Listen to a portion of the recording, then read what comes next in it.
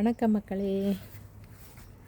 இன்றைக்கு நான் உங்களை காட்டிக்கொண்டிருக்கிறது சுரக்காய் கொடி. பாருங்கள் எப்படி வளர்ந்து கொண்டு வருதுண்டு.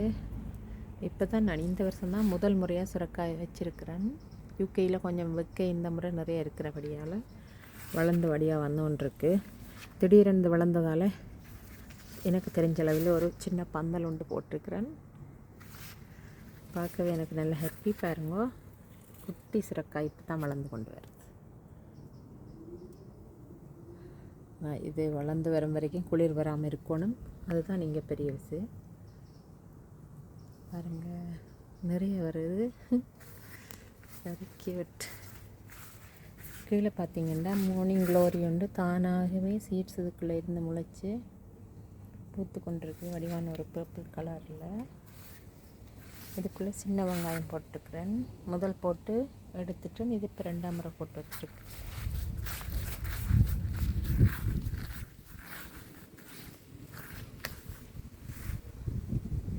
பாருங்க கொடியை. எனக்கு சுரக்காய் கொடி முதல் முறை வச்சதால் இதை பற்றிய சரியான விவரங்கள் தெரியாது. நீங்கள் சுரக்காய் நட்டு எடுத்தாக்கள் எனக்கு டிப்ஸ் ஏதாவது தந்தீங்கன்னா ஹெல்ப்பாக இருக்கும். கொமெண்ட்ஸில் போடுங்க ப்ளீஸ். திடீரென்று கொடி விட்டு வளர்ந்ததால் நான் இதில் தான் இப்படி நட்டு வச்சேன். நான் இந்த பாருங்க இதில் வச்சுருக்கிறேன். அப்போ எனக்கு தெரியாது இப்படி இவ்வளவு கடந்து வளருமெண்டு வெரி குயிக்காக.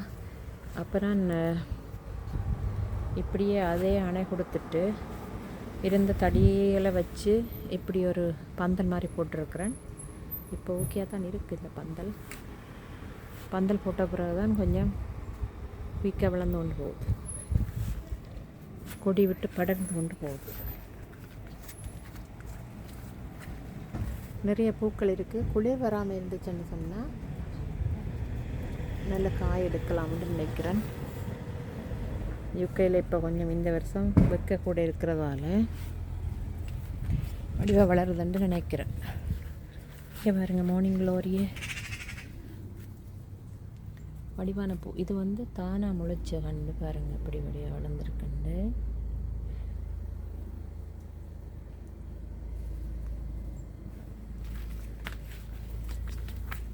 அந்த கார்டன் பெட்டிலே கீரை பாருங்கள். இதை நான் உங்களுக்கு முதல் வீடியோ போட்டிருந்தேன்னா நிறைய எடுக்க வளர்ந்து கொண்டே இருக்கும் இந்த கீரை. நன்றி மக்களே. உங்களுக்கு தெரிஞ்ச டிப்ஸை சொல்லுங்கள் எனக்கு. நன்றி, வணக்கம்.